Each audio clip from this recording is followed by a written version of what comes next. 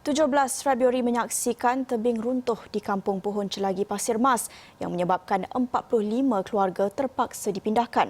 Ada yang kata ia berpunca daripada aktiviti menyedut pasir di Sungai Kelantan. Namun, setakat mana kebenaran ini? Ikuti laporan khas pasir untuk pembangunan atau kemusnahan. Pasir adalah salah satu bahan utama dalam pembinaan. Justru permintaannya sentiasa wujud dan salah satu punca utama bagi mendapatkan pasir adalah dasar sungai. Ini juga yang berlaku di Sungai Kelantan. Aktivis alam sekitar Amir Ayat mengakui aktiviti korek pasir boleh menjejaskan tebing sungai tetapi masih banyak faktor lain yang mempengaruhi pergerakan tanah. Kalau kita ada membuat sebarang aktiviti yang menjejaskan kestabilan ataupun kuantiti pasir di suatu tempat, misalnya di tepi sungai, ia pasti akan memberi kesan kepada struktur tebing dan seterusnya sebarang struktur yang dibina di atas tebing-tebing tersebut. Dan ini banyak berlaku di mana-mana pun, ya. Kalau kita pergi ke Terengganu pun kadang-kadang tidak ada pengorekan pasir pun tetapi tebing tetap runtuh disebabkan oleh keadaan lautan ataupun keadaan-keadaan semula jadi yang memang berlaku.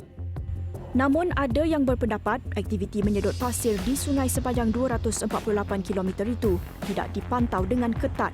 Malah aktiviti itu juga dilakukan secara tidak teratur. Sesuatu projek yang hendak dilaksanakan di kawasan yang berisiko tinggi sepatutnya mendapat kelulusan daripada EIA terlebih dahulu.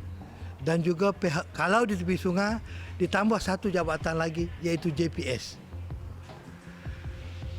Memang kita tidak dapat sangka perkara ini. Kalau penyedupan pasir ataupun pengambilan pasir di tepi-tepi sungai, khususnya di tepi-tepi Sungai Kelantan ini dibuat secara yang tidak teratur dan tidak mengikut peraturan. Lebih-lebih lagi seperti yang saya cakap tadi, tidak mendapat kelulusan daripada EIA dan JPS.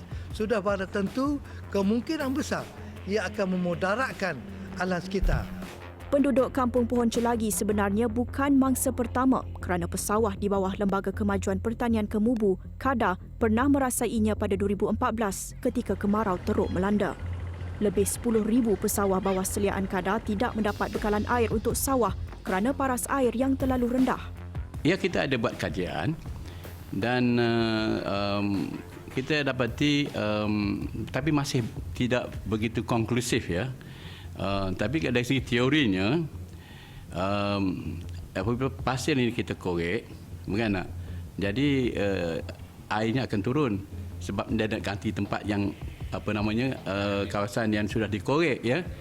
Jadi apabila air memenuhi kawasan itu, maka parahnya akan turun. Jika berlaku banyak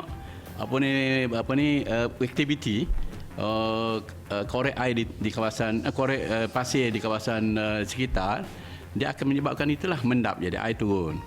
KADA juga pernah mencadangkan kepada kerajaan negeri mengahadkan kawasan pengambilan pasir 5 km daripada hulu dan hilir pam sudut KADA, namun ia dipandang sepi.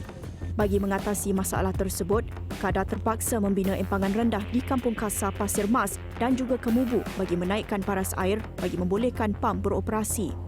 Bagaimanapun, masalah tetap wujud apabila pam rendah mengalami kebocoran dinding akibat hakisan. Siri kedua, Astro Awani akan mendapatkan penjelasan kerajaan negeri mengenai pengawalan dan pemberian lesen sedut pasir di Sungai Kelantan.